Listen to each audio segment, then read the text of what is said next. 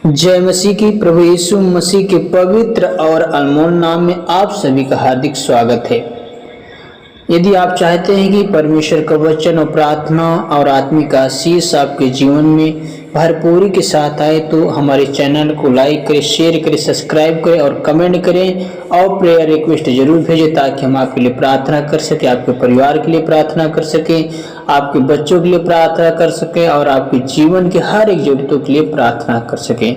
आइए हम पूरे विश्वास के साथ आज के वचन को पढ़ें और विश्वास को जगाएं, विश्वास को बढ़ाएं, क्योंकि आज का जो एक पॉइंट है, आज का जो टॉपिक है वो ये है कि सुबह की प्रार्थना में 5 महत्वपूर्ण बातें। जी मेरे भाई बहनों, 5 महत्वपूर्ण बातों को समझना है। सुबह के समय हम उस चीज को बोलना है ताकि वो 5 पॉइंट हमारे जीवन में एक बहुत अच्छा रिजल्ट लेकर आए।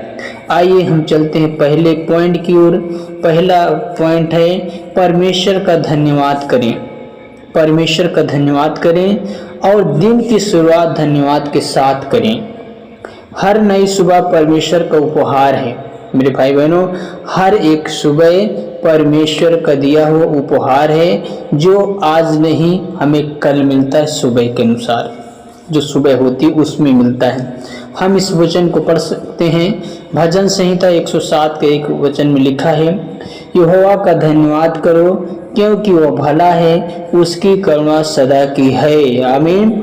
मेरे भाई बहनों, परमेश्वर का धन्यवाद करो, यीशु मसीह का धन्यवाद करो, पवित्र आत्मा का धन्यवाद करो क्योंकि वो भला है और उसकी करुणा सदा की है, एक दिन के लिए नहीं है, आपके जीवन भर के लिए परमेश्वर की करुणा और दया आपके ऊपर है।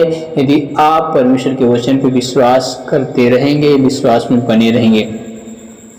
अगला पॉइंट है परमेश्वर के मार्गदर्शन मांगे। परमेश्वर के भेदों को मांगे, परमेश्वर से परमेश्वर का दर्शन मांगे, परमेश्वर से उसकी आशीष, उसकी बरकत को मांगे, परमेश्वर से परमेश्वर की सामर्थ को मांगे।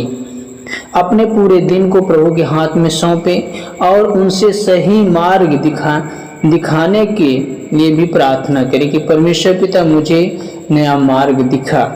इस वचन को हम पढ़ सकते हैं। नीति वचन 3 के 5 और 6 में लिखा है, तू संपूर्ण मन से यहोवा पर भरोसा रखना, वह तेरे सीधे मार्ग करेगा। वो तेरे सीधे मार्ग करेगा। कौन? यहोवा परमेश्वर। यदि हम संपूर्ण मन से पूरा विश्वास से हम यहोवा परमेश्वर पर भरोसा रखते हैं, वही परमेश्वर हमारे मार्गों को सीधा करेगा, हमारे रास्तों को सरल करेगा। मेरे भाई बहनों, अगले वचन की ओर चलेंगे। वचन से पहले हम पॉइंट आपको बताना चाहते हैं जो कि तीसरा पॉइंट है, पापों को स्वीकार करके क्षमा मांगे। पापों को स्वीकार करके क्षमा मांगे और शुद्ध मन के साथ दिन की शुरुआत करें और परमेश्वर से क्षमा मांगे। मेरे भाई बहनों, शुद्ध मन के साथ दिन की शुरुआत करें, अच्छे मन के साथ दिन की शुरुआत करें और परमेश्वर से क्षमा मांगे। इस वचन को हम पढ़ सकते हैं जो कि 1 यूहन्ना 1:9 में लिखा है, यदि हम अपने पापों को मान लें तो वह हमारे सब पापों को क्षमा करने में विश्वास योग्य और धर्मी है। आमीन।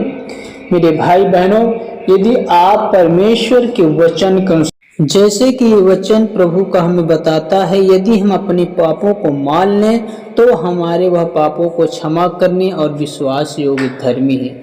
परमेश्वर का वचन हमें पापों से क्षमा करने की आज्ञा भी देता है और परमेश्वर यहोवा हमें क्षमा करने की भी शक्ति रखता है।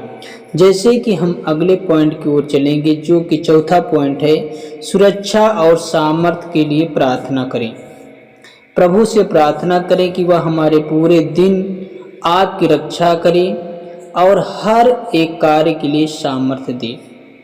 आज का जो पॉइंट है और इस पॉइंट के अनुसार हम परमेश्वर का वचन पढ़कर आपके सामने रखेंगे जो कि फिलिपियों 4:13 में लिखा है।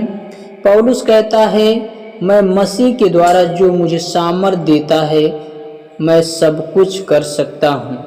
जो मुझे सामर्थ्य देता है उसमें मैं सब कुछ कर सकता हूँ। यदि आप विश्वास करेंगे तो आप सब कुछ कर सकते हैं।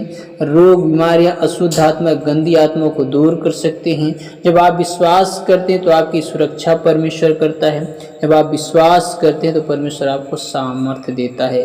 जब आप विश्वास से प्रार्थना करते हैं परमेश्वर आपको बल देता है। इसलिए आपको परमेश्वर सुरक्षा मांगे और परमेश्वर से सामर्थ्य मांगे प्रार्थना के द्वारा, जिससे आप अपने जीवन में सब कुछ हासिल कर सके, सब कुछ प्राप्त कर सके, रोग बीमारी से आज़ाद हो सके, क्योंकि पवित्र आत्मा आपके जीवन में काम करेगा। आइए हम चलते हैं अगले पॉइंट की ओर, और लास्ट पॉइंट और पॉइंट में परमेश्वर आपको एक बेहतर ज्ञान और बेहतर समझ देगा, जिसके द्वारा आप अपने जीवन को अच्छा कर पाएंगे और परमेश्वर के अनुग्रह में पढ़ पाएंगे। 5वां पॉइंट है दूसरों के लिए भी प्रार्थना करें। दूसरों के लिए प्रार्थना करने हमें बहुत ज़रूरी है। अपने परिवार के लिए, कलीसिया के लिए, सेवकों के लिए, मित्रों के लिए और ज़रूरतमंद लोगों के लिए भी प्रार्थना करें। जब हम ऐसे करके लोगों के लिए प्रार्थना करते हैं तो उस प्रार्थना में हम वचन को याद करना है कि कौन सा वचन प्रभु हमारे लिए कहा है कि हमें प्रार्थना करना चाहिए। 1 तीमुथियुस 2:1 में लिखा है, सब मनुष्यों के लिए विनती, प्रार्थना, निवेदन और धन्यवाद किया जाए। आमीन। मेरे भाई बहनों, यदि परमेश्वर का वचन कहता है सब मनुष्यों के लिए विनती और प्रार्थना और निवेदन किया जाए, तो हमें एक दूसरे के लिए प्रार्थना करना होगा, अपने लिए प्रार्थना करना होगा, अपने परिवार के लिए प्रार्थना करना होगा और परमेश्वर के सेवकों के लिए, अपने मित्रों, अपने दोस्तों के लिए और ज़रूरतमंदों के लिए, जो ज़रूरतमंद लोग हैं उनके लिए भी हमें प्रार्थना दुआ करना है, ताकि परमेश्वर हमारे जीवन में काम कर सके और हर एक को सफलता दे सके जो हमारे जीवन में चाहिए। हमें परमेश्वर के वचन के साथ साथ हमें प्रार्थना भी करना है कि परमेश्वर हे स्वर्गीय पिता, इस नई सुबह के लिए आपका धन्यवाद। आज के दिन मेरा मार्गदर्शन कीजिए और मुझे पाप से दूर रखिए। आपके पवित्र आत्मा से, अपने पवित्र आत्मा से हमें भर दीजिए, मुझे हर एक बुराई से बचाएं और आपकी इच्छा के अनुसार चलने की बुद्धि दीजिए। मेरे परिवार, कलीसिया और सभी लोगों को आशीष दीजिए। मेरा जीवन आपके नाम की महिमा करे। यीशु मसीह के नाम में मैं प्रार्थना करता हूँ, आमीन। मेरे भाई बहनों, जब आप परमेश्वर के वचन के अनुसार प्रार्थना करते हैं, परमेश्वर आपके जीवन में काम करता है। परमेश्वर आपको, आपके पूरे परिवार को आशीष दे। यदि आपको परमेश्वर के वचन और प्रार्थना के द्वारा आशीष मिल रही तो जरूर कमेंट करें और चैनल को लाइक करें, शेयर करें, सब्सक्राइब करें। परमेश्वर आशीष दे। God bless you. जय मसीह की। परमेश्वर सदा आनंदित रखे, आपको खुश रहें, आपका जीवन बेहतर हो, आपका दिन अच्छा हो, यीशु के नाम से, आमीन।